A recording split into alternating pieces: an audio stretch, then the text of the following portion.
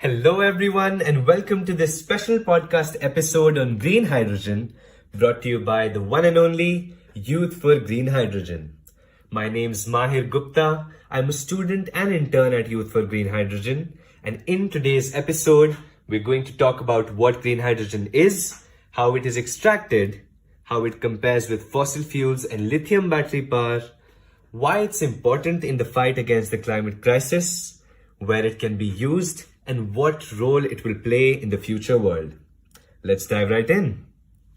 So, to talk about what green hydrogen is, we have with us Mr. Avik Sappal, again a student and intern at Youth for Green Hydrogen. Welcome to the show, Avik. Why don't you enlighten our listeners? Thank you, Mahir. Pleasure to be here. So, before we get into green hydrogen, I would like to talk about the other three different types of hydrogen to put things into perspective. Number one, we have grey hydrogen, which is produced from methane split with steam into CO2, which makes it increasingly harmful for the environment. Then there is blue hydrogen, which follows the same process as grey, with additional technology to capture CO2 when hydrogen is split from methane, making it slightly better than grey hydrogen. Then turquoise hydrogen, which has been given its own color due to its significantly better CO2 capture rates than blue hydrogen. Then finally, we have the talk of the town and the most environment friendly fuel of them all, green hydrogen. Green hydrogen is defined as hydrogen produced by splitting. Retake. Then finally, we have the talk of the town and the most environment friendly fuel of them all, green hydrogen. Green hydrogen is defined as hydrogen produced by splitting water into hydrogen and oxygen using renewable electricity. As all that is released from this process is hydrogen and oxygen, no carbon is emitted at all. Interesting stuff, man. So, green hydrogen, you're telling me, is obtained from good old water and there are no harmful emissions. Wow. And it's extracted using electrolysis. Chemistry class 10, remember? Now that's amazing. I never thought that would come into use one day. Okay. So if I remember correctly, positively charged cations, hydrogen in this case, are attracted to the cathode, the negatively charged rod. Yes. And negatively charged ions, oxygen here, are attracted to the anode, the positively charged rod. Yes. Yes, I remember. And then those ions from the water become what? Hydrogen and oxygen respectively. Yes. Yes, see? I remember very well. So basically, to sum it up, we take water, we electrolyze it using renewable electricity and get a lovely zero carbon fuel, green hydrogen, and a byproduct, of course, oxygen, which we breathe. Now that's what I'm talking about. Yes, it's amazing. That's why people are calling it the fuel of the future. Yeah, I mean, it sounds great, but I'm not sure if it can beat the fire of classic petrol and diesel. And now, well, lithium powered batteries. I thought electric cars with lithium batteries were the best we could do. It sounds too good for a fuel to be this eco friendly and come even close to these existing energy sources in terms of practicality. I know it sounds too good to be true, but what can I say? It's the absolute complete truth. Let me explain. Right now, we have fossil fuels and lithium powered batteries that are giving hydrogen the best competition out there. Fossil fuels, as we all know, emit filthy amounts of greenhouse gases, and now we are also seeing a rise in price for it, which will even get worse as they get scarcer and scarcer, which is not very ideal for the future. Then we have lithium powered batteries, which is slightly better than fossil fuels in terms of pollution. But did you know that the extraction of lithium cells include illegal practices like child labor? Can we tolerate that? Never. So again, not the best fuel.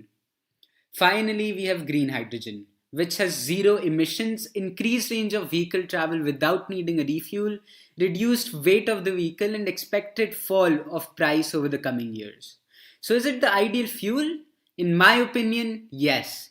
The previous concerns about green hydrogen fuel are also dying out now because it's just getting cheaper and much safer.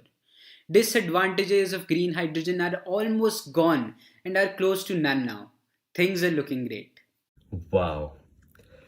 I mean, at first I was skeptical about this, but after all that, I have nothing to say against green hydrogen. I'll make sure it powers all the cars I drive once I'm old enough. But seriously, I'm convinced that this might just be the answer to everything.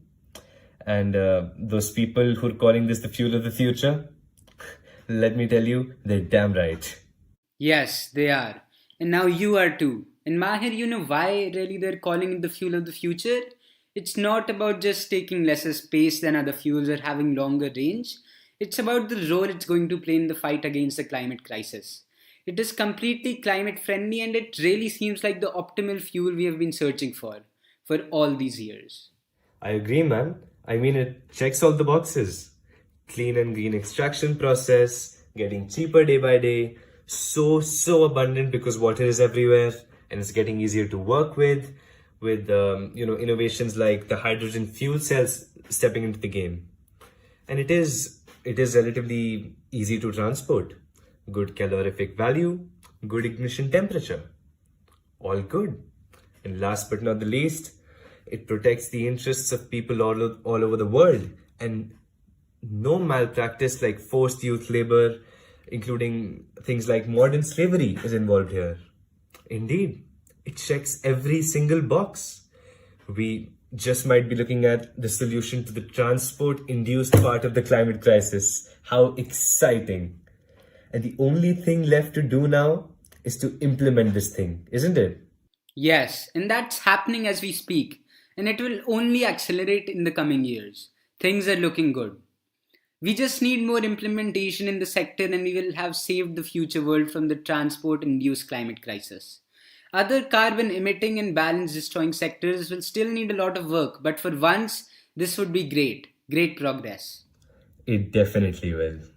So, we've talked about everything green hydrogen except what we can expect from it in the future.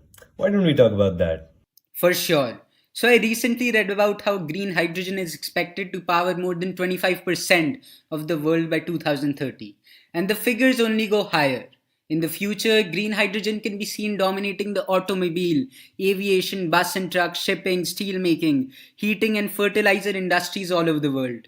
It's going to be everywhere. That sounds amazing. Doesn't it sound amazing? Of course it does. I can already see our respective children growing up with this fuel powering the world. And I'm all for it. If there was one fuel that I could choose to leave our future generations with, trust me on this, it would be green hydrogen. Because it is the best fuel I've ever seen. I really trust it and believe in it to keep the people of our future safe and secure.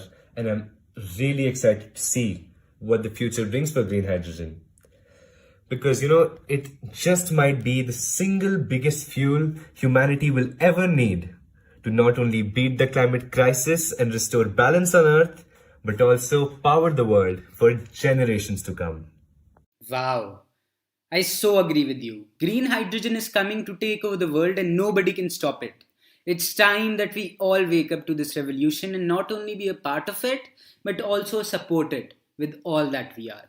Indeed. This is just the beginning, and the world is yet to see the real beauty of green hydrogen. And trust me, it is not something you'd want to miss. So this is not only to Avik, but to everyone listening as well. Learn about green hydrogen, spread the word, support this revolution, and trust me when I say this, you will have changed the world. Yes. Okay. That's all from Avik and I from this special episode on green hydrogen, brought to you by the one and only Youth for Green Hydrogen. Thank you everyone for joining in, and I hope you learned a thing or two about green hydrogen from this conversation. Keep learning, keep growing, and keep fighting for our planet.